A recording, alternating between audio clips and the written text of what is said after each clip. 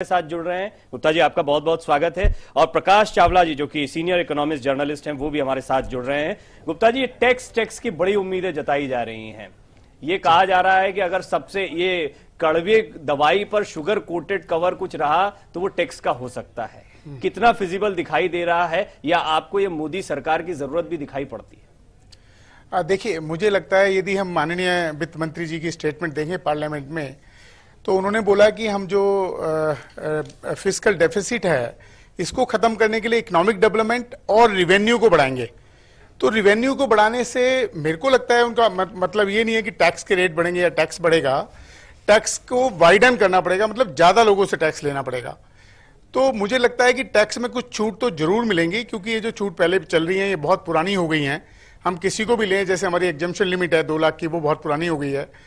और यदि हम और चीजें लेते हैं, जैसे कि मान लीजिए टैक्स छूट की बात करते हैं, टीसी की बात करते हैं, सेविंग्स में बात करते हैं, तो 1 लाख की छूट चल रही है, जो कि काफी समय से चल रही है। बहुत साल हो गए उसको 1 लाख को ही चलते हुए।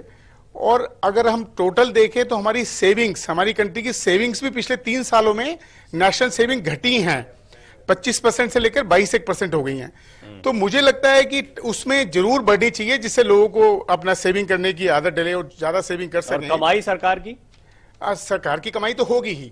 देखिए, यदि मान लीजिए सेविंग बढ़ती है और हमारी टोटल हमारे पास पैसा ज्यादा होता है, जो कि ज्यादा इन्वेस्ट करेंगे तो कमाई ज्यादा होगी।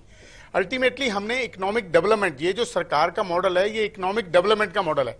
तो इकोनॉमिक डेवलपमेंट में हमें देखना है कि देश आगे कैसे बढ़े, हमारी जीडीपी कैसे बढ़े, और साथ में टैक्स को रैशनलाइज करना है। हमने रैशनलाइज करने के लिए हमें बहुत सारी छूट देनी पड़ेंगी, जो कि अभी नहीं है, जो कि अभी तर्कसंगत नहीं है, जो कि टैक्स पेयर या सैलरीड क्लास को मिलनी चाहिए, जो अभी नहीं मिल रही, उनको हमें रैशनल बनाना पड़ेगा। रैशनल बनाते हुए जो टैक्स छूट हम उन्हें देंगे, उस टैक्स छूट से हमारे को रिवेन्यू भी बढ़ेगा ओवरऑल। जैसे सिंप्लीफाई करना पड़ेगा। बहुत सारे टैक्स हैं ऐसे, जैसे आप देखोगे कब के पुराने चल रहे हैं। जैसे एक छोटा एग्जांपल लेते हैं हम, सैलरीड क्लास को पहले स्टैंडर्ड डिडक्शन मिला करती थी।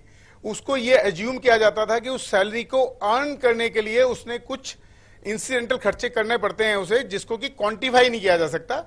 इसलिए हम बोलते थे कि 30% की उसे स्टैंडर्ड डिडक्शन या 1 लाख रुपए दे दो, जिससे कि ये माना जाए कि ये सैलरी अर्न करने के लिए उसने खर्चा किया होगा, उस पर टैक्स नहीं लगना चाहिए।